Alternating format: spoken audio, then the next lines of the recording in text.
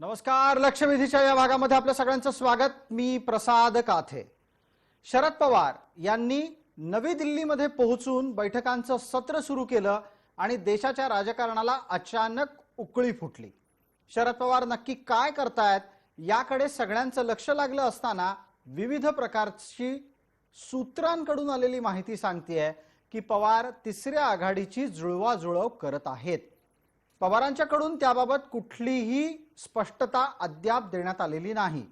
तसं पाहिलं तर पक्षाच्या राष्ट्रीय कार्यकारिणीच्या साठी शरद पवारांनी दिल्ली गाठली आणि त्यानंतर पुढचे काही दिवस ते दिल्लीतच असतील असं त्यांच्या पक्षाच्या नेत्यांनी सांगितलं.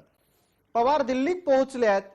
दिल्लीमध्ये त्यांनी बिगर भाजपा बिगर काँग्रेसी नेत्यांची मोट बांधण्याचा प्रयत्न सुरू केलाय असं प्राथमिक माहितीतून समोर येत आहे. हे एका बाजूला सगळं घडत असताना त्याच्या स्वाभाविक प्रतिक्रिया उमटू लागलेल्या आहेत. पवारांचं बिगर भाजपा शक्तींना सोबत घेण्याचं स्वप्न आजचं नाही, पण त्याला आता बिगर काँग्रेसी शक्तींनाही सोबत घेण्याचं स्वप्न आहे हे उघड झालेलं आहे. पवारांच्या या प्रयत्नामुळे काँग्रेसनं संपूर्ण प्रकरणामध्ये अत्यंत सावध पवित्रा घेतलाय, तर भारतीय जनता पार्टी आत्मविश्वासाच्या बळावर असं सांगतेय कितीही प्रयत्न करा 2024 मध्ये मोदीच पुन्हा जिंकून येतील. हा सगळा आत्मविश्वास कुठून येतो हा प्रश्न पडलेला असतानाच प्रशांत किशोर यांचं वक्तव्य समोर येतं. प्रशांत किशोर म्हणतात, ज्यांना सध्याच्या परिस्थितीत व्यावसायिक चाणक्य म्हटलं जातं, ते प्रशांत किशोर म्हणतात की तिसरी आघाडी भाजपला शह देऊ शकत नाही आणि प्रशांत किशोर हे कुठल्याही तिसऱ्या आघाडीच्या निर्मितीमध्ये सहभागी झालेले नाहीत. हे सगळं सांगितलं जात असताना नक्की शरद पवार आणि प्रशांत किशोर का भेटतायत? राज्यागणिक बदलणाऱ्या परिस्थितीवर चिंतन करण्यासाठी आम्ही भेटतोय असं प्रशांत किशोर एका राष्ट्रीय वाहिनीला सांगतात. तेव्हा स्वाभाविकच महाराष्ट्रात मध्यावधी होऊ घातलीये की काय, आणि महाराष्ट्रात मध्यावधी होणार असेल तर मराठा आणि ओबीसी मतांचं ध्रुवीकरण कसं करायचं हा प्रश्न शरद पवारांना सतावतोय का? या आणि अशा अनेक प्रश्नांसह आजची लक्षवेधीची चर्चा, तिसऱ्या आघाडीचा गर्भपात.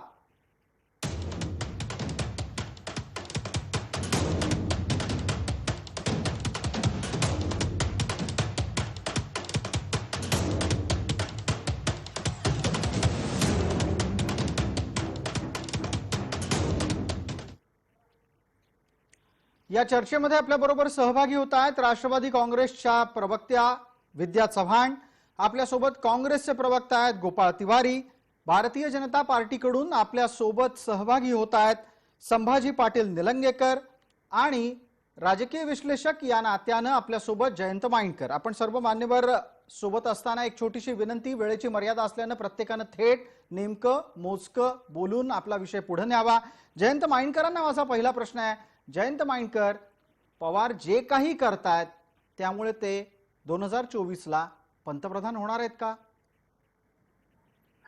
याचं सरळ उत्तर प्रसाद असं आहे की पवारांची सर्वात जास्त स्ट्रेंथ होती 9 खासदार त्यांनी निवडून आणले होते 1999 ला 2004 ला. आपणच विचार करूया की 9 खासदारांच्या भरोशावर कोणीतरी प्राईम मिनिस्टर बनू शकेल का? आणि स्वतः शरद पवारांनी याचं उत्तर मुलाखतीत दिलेलं आहे की माझ्या कार्यकर्त्यांची इच्छा आहे की मी पंतप्रधान व्हावं, परंतु मला वस्तुस्थितीची पूर्ण जाणीव आहे की 9 खासदारांच्या भरोशावर मी पंतप्रधान होऊ शकत नाही. पवारांची 1991 पासूनची इच्छा आहे की त्यांनी या देशाचं नेतृत्व करावं. ती आपल्याला टाइम अँड अगेन माहिती आहे. आपण वृत्तपत्रात स्वतः बातम्या दिलेल्या आहेत, आपण त्याच्यावर चर्चा केलेली आहे. पण वस्तुस्थिती जर का आपण पाहिली तर ते आता बिगर काँग्रेसी, जसं तुम्ही आता आपल्या अँकरिंग मध्ये सांगितलं की काँग्रेसी नसलेले आणि भाजप विरहित पक्षांना एकत्र आणायचा प्रयत्न करतात. पण मला ऑब्जेक्शन या शब्दावरही याच्याकरता आहे. याचं कारण आतापर्यंत जी काही 6 मोरारजी देसाईंच्या पासून गुजरालांच्या पर्यंत जी काही 6 विदाउट काँग्रेस जयंतराव आपल्या याच मुद्द्याला पुढे नेतो. आपल्याला आता आपल्या सोबत असलेल्या विद्या चव्हाणांनाही पटकन बोलतं करावं लागेल.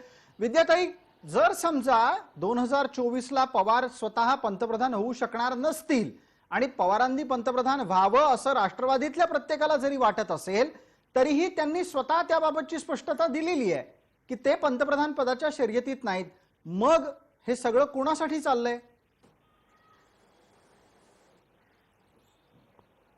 नाही, मला तुमचा एक मुद्दा लक्षात आणून द्यायचा आहे की पवार साहेबांचं नेतृत्व हे त्यांना काय देशाचं नेतृत्व करणं किंवा पंतप्रधान पदावर आरूढ होणं असं छोटं उद्दिष्ट कधीच नाहीये त्यांचं. कारण त्यांनी स्वतःच, आता माइंडकरांनी जे सांगितलं, स्वतःच वस्तुस्थिती क्लिअर केली की माझ्याकडे जर खासदार बळ कमी आहे तर मी देशाचा पंतप्रधान होईल असं कार्यकर्त्यांचं स्वप्न असलं तरी त्यांना स्वतःला कधीच वाटत नाहीये. पण एक गोष्ट लक्षात घ्या की सध्याची जी राजकीय परिस्थिती आहे, संपूर्ण देशाला ज्या अराजकतेकडे मोदी सरकारने नेऊन ठेवलेले आहे, 7 वर्षातला मोदींचा जर कारभार आपण बघितला तर अर्थव्यवस्थेपासून, नोटबंदीपासून, बेरोजगारी जी वाढलेली आहे, संपूर्ण देशाला विकण्याचं काम जे काही केलेलं आहे आणि शेतकऱ्यांच्या प्रश्नावरती मोदी सरकार किती असंवेदनशील होतं हे आपण सगळ्यांनी बघितलेलं आहे. आणि कोरोनाच्या आपलं म्हणणं असं आहे की पवारांच्या लेखी मोदी सरकार हे अत्यंत वाईट सरकार आहे.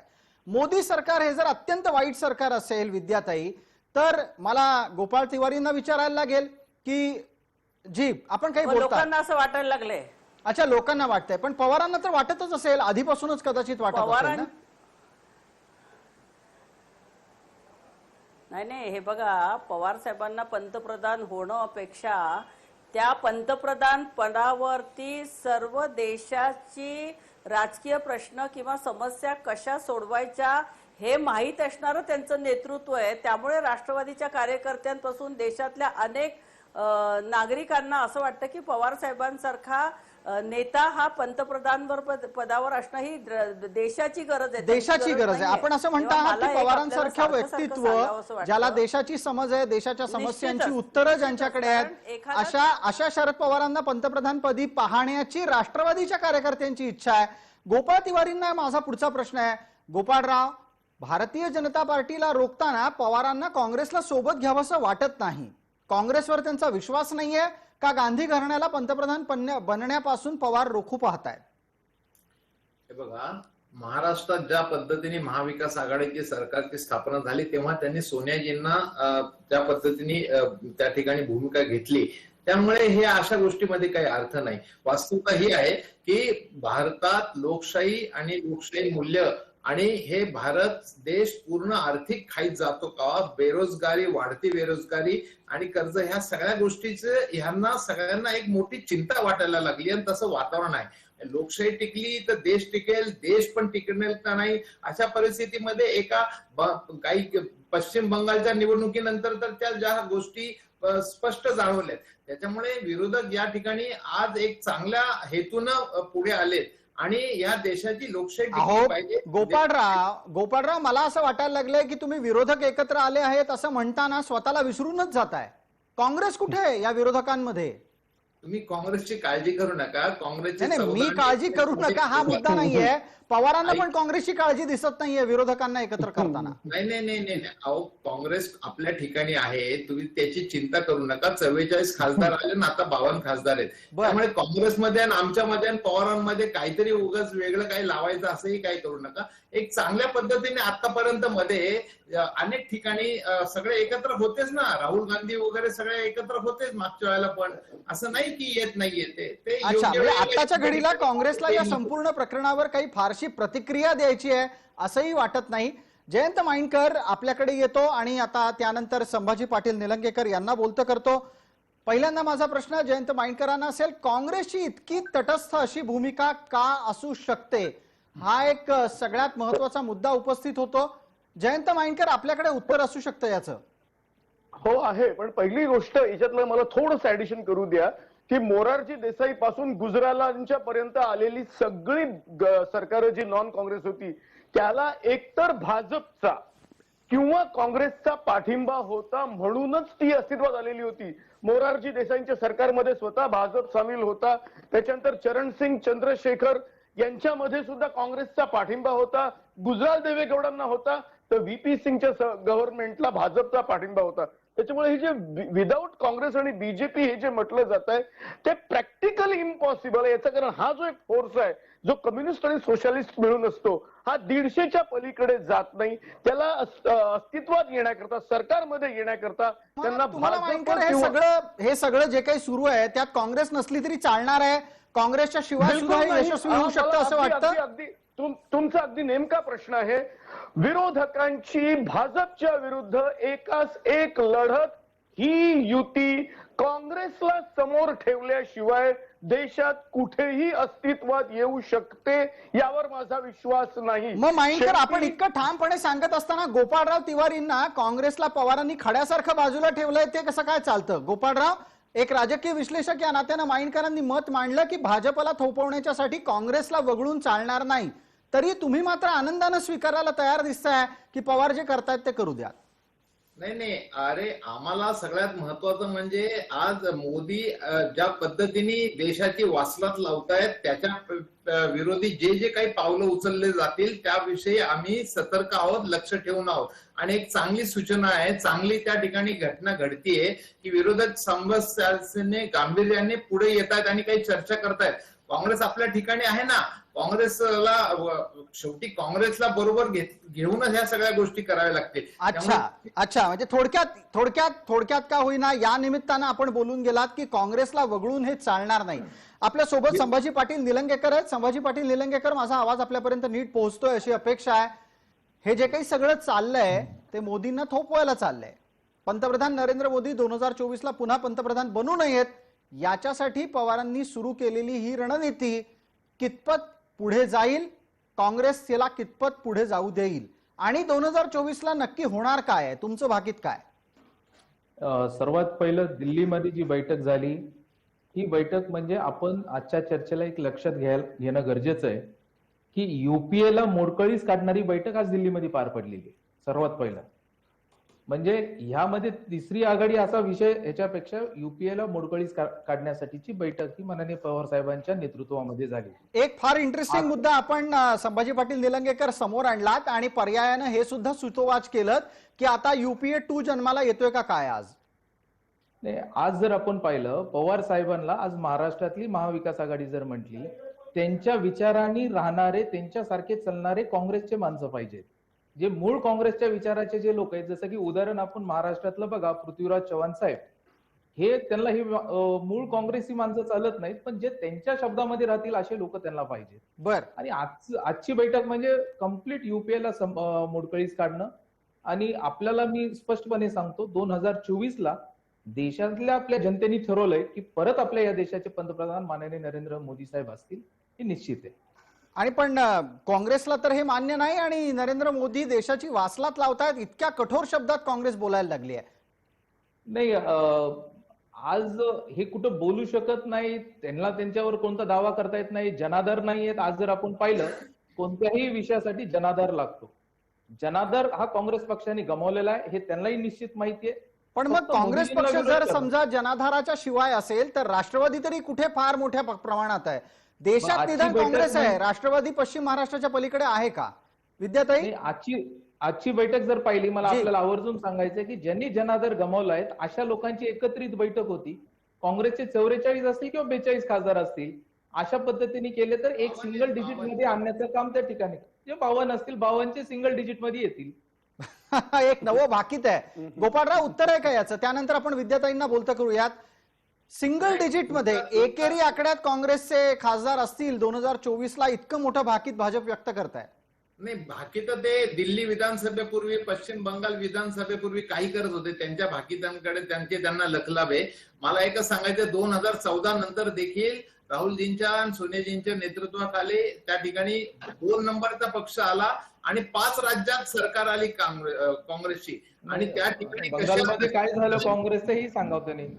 कशा पद्धतीने तुम्ही घोडेबाजार करून आला हे सगळं दुनिया जाणतीये. कर्नाटकमध्ये काय झालं, मध्य प्रदेशमध्ये कोरोना पार घरापर्यंत पोहोचलेला असताना तुम्ही सरकार पाडण्यात, शिवराज सिंग चौहानला आणण्यात तिथे एक मिनिट, आपल्याला आज वेळेची मर्यादा आहे, फार इतिहासात जाता येणार नाही. तुमच्या लेखी काँग्रेसचे किती खासदार येणार 2024ला? गोपाळराव तिवारी आणि त्याचं नेतृत्व कोण करणार आहेत?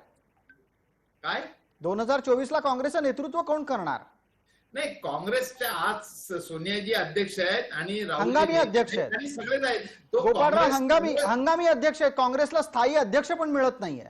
नाही, ऐका की काँग्रेसचा जो काही अजेंडा आहे तो आता कोरोनाचा काळ झाल्यानंतर त्या ठिकाणी काँग्रेसच्या अंतर्गत निवडणुका जाहीर झाल्यात, एआयसीसीने जाहीर केलेलं आहे ना. त्यामुळे काँग्रेसची काळजी करू नका हो. काँग्रेसले आता हे बघा, लोकशाही रूपी स्वातंत्र्य भारताचं योगदान काँग्रेसची काळजी माननीय पवार साहेब करत आहेत. तुम्ही आता 2 वेळा आत्ताशी आले तो मोदी, ते सुद्धा दुसऱ्यांदा पुलवामाच्या शहीदांचा आधार घेऊन त्या ठिकाणी शहीदांच्या नावावर मतं मागितले. तुम्ही कार्यकर्तृत्वावर मतं मागितले नाही. 5 वर्षाच्या कार्यकर्तृत्वावर मतं मागितले नाहीये आणि वारंवार निवडून आलेले पक्ष कुठे आणि तुम्ही आत्ताशी 1-2 वेळा आलेले. त्यामुळे ठीक आहे. लसीकरणाची आकडेवारी गोपाळ तिवारीजी, गोपाळराव थांबा. गोपाळ तिवारीजी बऱ्यापैकी वेगळे विषय पुढे जातील. विद्याताई चव्हाणांना मगाशी आपल्याला बोलतं करायचं होतं, काही तांत्रिक कारणांमुळे आपण त्यांच्यापर्यंत पोहोचू शकत नव्हतो. आता विद्याताई चव्हाण, माझा आवाज आपल्यापर्यंत अतिशय स्पष्ट पोहोचत असेल. काँग्रेस सातत्यानं हे सांगायचा प्रयत्न करतेय की पवारांचं जे काही चाललंय त्यात आम्हाला ओढू नका, आम्ही लांबून पाहतोय पवार जे काही करतायत ते. काँग्रेसला हे वाटायला लागलंय का की आपली शक्ती क्षीण होत असेल आणि पवारांची शक्ती वाढत असेल तर ती वाढू द्यावी, आपण आता फार काही हालचाल न केलेली बरी? नाही, मला असं वाटतं चर्चेच्या सुरुवातीलाच तुम्ही असं म्हणालेला की काँग्रेसला कोणी बोलवलं नाही किंवा काँग्रेसला कोणी विचारत नाही, तर असं नाहीये. काँग्रेसला सुद्धा आमंत्रण, म्हणजे या मीटिंगसाठीचं आमंत्रण पाठवलं होतं. आता काँग्रेस आलं नाही हा त्यांचा प्रश्न आहे, परंतु मला त्या बाबतीत एक सांगायचं आहे की काँग्रेस सुद्धा आमच्या सोबत आहे असं आम्ही समजतोच आहे ना. आम्हाला देशात जे भाजपच्या विरोधात आहे त्या सगळ्यांनाच एकत्र करायचंय. आणि मगाशी तुम्ही म्हणाला की राष्ट्रवादीची ताकद काय पश्चिम महाराष्ट्र पुरता, महाराष्ट्र, आमची ताकद काही असू दे, परंतु आमचं जे नेतृत्व आहे त्याचा जो निर्धार आहे आणि जो अनुभव आहे तो महाराष्ट्राने दाखवून दिला. त्याच्यानंतर बंगालमध्ये ममता बॅनर्जीने पण दाखवून दिलं की आम्ही काय करू शकतो ते. बरोबर. त्यामुळे आता भाजपनं अशा भ्रमात राहू नये. ती मोदींची एक लाट होती, पण आता ती लाट ओसरलेली आहे आणि त्यांचं आता त्या पूर्णपणे जगापुढे उघडे झालेले आहेत की ते स्वतः काय आहे. संभाजीराव कोरोनाने दाखवून दिलेलं आहे, लोकांनी दाखवून संभाजीराव दिलेलं आहे, उत्तर देतील आपल्याला हिंदुत्व किती विद्याताई. ढोंगी आहे हे सगळं दाखवलेलं आहे. त्यामुळे आता त्याच्यावर काही बोलण्यात अर्थ नाही आणि काँग्रेसलाही डिवचण्यात अर्थ नाही. शेवटी काँग्रेसच्या संदर्भातला एक मोठा खुलासा आपण केला, त्याची चर्चा करू. पटकन आता तात्कालिक मुद्द्यावर आपण बोलू. मोदींची लाट ओसरली आहे. संभाजी पाटील निलंगेकर, मला आपल्याला माहिती आहे ज्यावेळेस लाट ओसरती ही जास्त वेगाने पुढे येते, त्यामुळे आपण याची काळजी करू नका. ओसरलेली लाट अधिक वेगानेच परत येणार आहे आणि जे आमचे आकडे असणार आहे ते निश्चित त्याच्यापेक्षा जास्त जातील. आत्मविश्वास नाही पण विश्वास आहे. जनतेचे जे कामं केले त्याच्यावरचा विश्वास. एकदा आकडे सांगून टाकू शकाल का? आज आपल्याला सांगतो की युपीए आता एक मिनिट विद्याताई, आता ईव्हीएम मशीनचं कसं काय असू शकतं? ममता बॅनर्जी जिंकल्या, मग त्याही ईव्हीएम मशीनवर जिंकल्या का? दोन्ही बाजूनी हे बोलायचं. हे बघा, ईव्हीएम मशीन जे आहे ना ते लोकसभांना अत्यंत पारखून आपले स्वतः अमित शहा त्याच्यावरती त्यांची सुपरविजन असते. मागच्या वेळेस ज्या भाजपला 330 सीट्स आल्या आहेत ना त्याच्यामध्ये सुद्धा जेव्हा निवडणुकांचे रिझल्ट लागत होते तेव्हा ती आकडेवारी जुळत नव्हती, तेव्हा ते सगळं ऑनलाईन टाकणं सुद्धा निवडणूक आयोगाने बंद केलं होतं.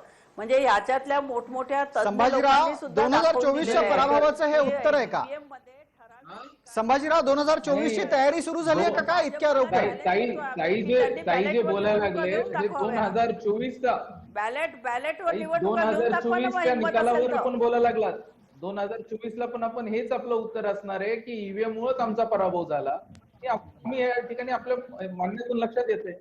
अच्छा, पण याच दरम्यान विद्या चव्हाणांनी एक अत्यंत मोठा खुलासा आपल्या चर्चेत केला की काँग्रेसला पवारांनी बोलवलं होतं, काँग्रेस आली नाही. गोपाळराव, तुम्हाला हे कदाचित माहित नसेल कारण इतका वेळ झाला तुम्ही ही भूमिका मांडली नाहीत. संदर्भात तिथे काँग्रेसच्या एआयसीसीच्या कुठल्या नेत्यांना याबाबतचं निमंत्रण होतं ते सांगू शकतील. मी एवढं सांगतो, काँग्रेस प्रणित युती आघाडी 2024ला सत्तेवर येईल हे 100% सत्य आहे. तुम्ही बैठकीत गेला का नाही त्याचं उत्तर द्या. तुम्हाला बोलावलं होतं, तुम्ही बैठकीत गेला का नाही? पवारांच्या नेतृत्वात भाजप विरोधी बैठक होतीये, त्याला काँग्रेस गेली का नाही?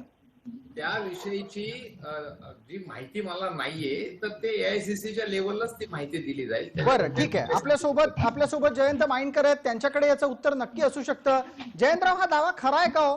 की पवारांनी काँग्रेसला बोलवलं होतं पण काँग्रेस आली नाही, का आली नाही त्याचं उत्तर काँग्रेसलाच ठाऊक असेल. हा दावा खरा असू शकतो? विद्याताई जेव्हा म्हणतायत एक ज्येष्ठ आमदार, तेव्हा आपण त्यांच्यावर विश्वास ठेवला पाहिजे. त्या प्रवक्त्या आहेत, त्यांनी जबाबदारीने ते सांगितलेलं असेल.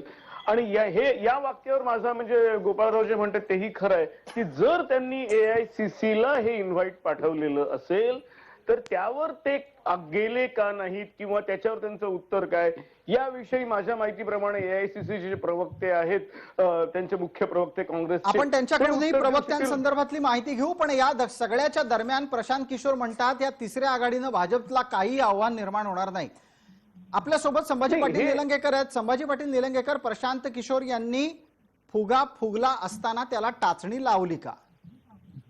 नाही, त्यांना वस्तुस्थिती माहित असणार आहे, त्यांच्या लक्षात आलं असणार आहे. एखाद्या अधिक ह्याच्यावर न बोलता किंवा पवार साहेबांच्या बैठकीमध्ये पण ज्या जणांची उपस्थिती होती, जर ते 13 पक्षाचे जर आपण पाहिले, पवार साहेबांचे स्वतःचे 2 खासदार त्याच्यामध्ये, बाकीच्या सर्वांचे किती खासदार आहेत, ज्यांचे जनाधार किती आहे, हाही महत्वाचा भाग असतो.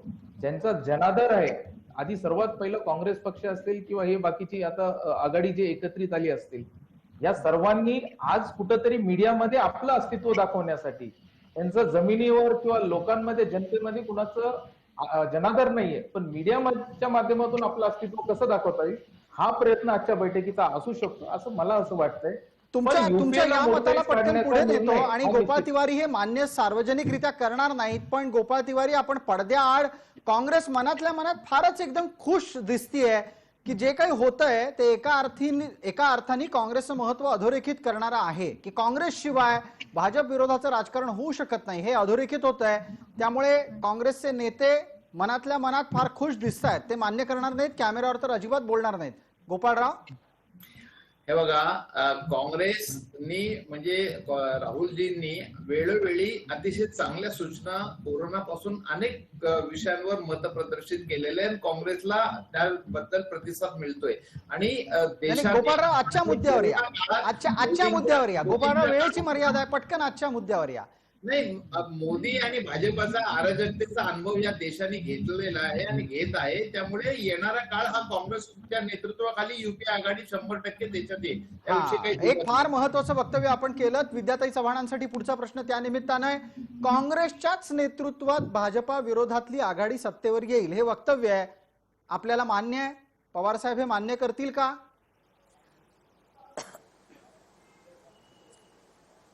नाही, मला हे सांगायचं की पहिलं म्हणजे आमचं एम आहे, जसं अर्जुनाला फक्त माशाचा डोळा दिसत होता, तसं आम्हाला फक्त भाजप या सत्तेवरती पुन्हा 2024ला नको. नेतृत्व कोणाचं असेल, काँग्रेस आमच्या बरोबर यावी, आम्ही सगळेच काँग्रेस सोबत आहोत, काँग्रेस आमच्या सोबत यावी, आम्ही काँग्रेस सोबत जावं, ते सगळं निवडणुका जशा जवळ येतील, जसं जसं समीकरण बदलत जातात तसं ते बदलणार आहे. परंतु आमचं काही काँग्रेसची 36चा आकडा नाही आहे. महाराष्ट्रामध्ये सुद्धा महाआघाडी करताना 10-12 दिवस काँग्रेसने लागले, पण काँग्रेसला सोबत घेण्यामध्ये आमचे आदरणीय नेते शरद पवार यशस्वी झाले होते. आणि इतकं यश मिळाल्यानंतर केंद्रामध्ये जर यश मिळत असेल तर ते पंतप्रधान पदांवरनं काय भांडणं वगैरे होऊन काय जाणार नाही, याची काळजी कोणीही करू नको. काँग्रेस आमच्या सोबत आहेत. भाजपच्या विरोधात जेवढे लोक आहेत तेवढे सगळे आमचे आहेत.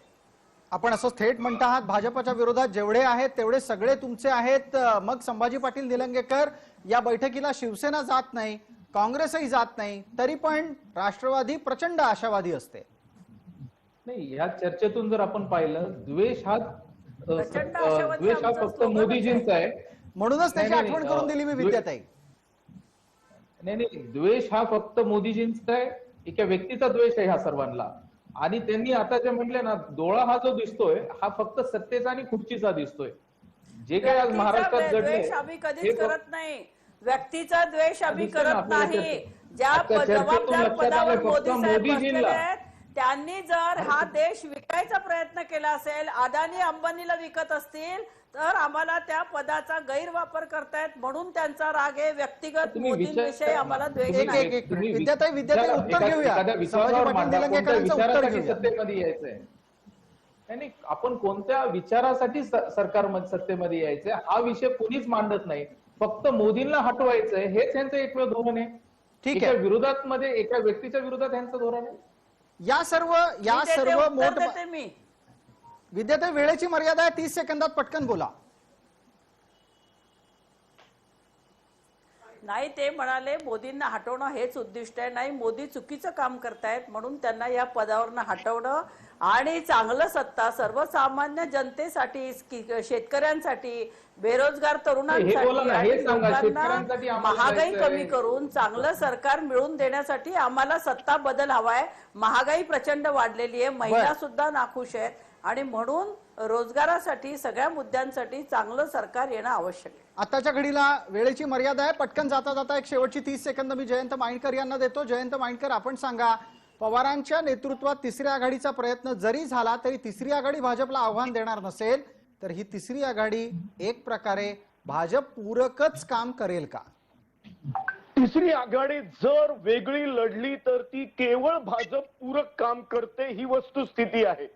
पण मी या तिसऱ्या आघाडीला सध्या जे एक्सपेरिमेंट्स होत आहेत, सध्याच्या मीटिंग्स होत आहेत, त्यांना काँग्रेसला अजून शेवटी त्यांना काँग्रेसकडे यावंच लागेल जर त्यांना मोदींना हरवायचं आहे. आणि त्यावेळेला जे गणित असेल ते वेगळं असेल. मी फक्त 2019ची आकडेवारी देतो. 2019ला युपीए कडे एकूण 91 की 92 जागा होत्या, तर सुमारे 80 जागा या सो कॉल्ड थर्ड कडे होत्या. जर या दोघांची आधीपासून अलायन्स झालं असतं तर हे कदाचित अजून पुढे जाऊ शकलं असतं. आणि त्याच्यामुळे पवारांना सुद्धा याची कल्पना आहे आणि म्हणून हे जे काही प्रयोग होत आहेत ते केवळ पुढे काँग्रेसलाच पाठिंबा देणारे असतील. पण जर चुकून जरी त्यांनी थर्ड फोर्स केला तर त्याचा फायदा केवळ भाजपलाच होईल. ठीक आहे. या भविष्य कथनाच्या सह वेळेची मर्यादा असल्यानं मी इथेच थांबतो. आपण सर्व मान्यवर या चर्चेत सहभागी झालात त्याबद्दल आपले मनपूर्वक आभार. सर्व प्रेक्षकांना जय महाराष्ट्र.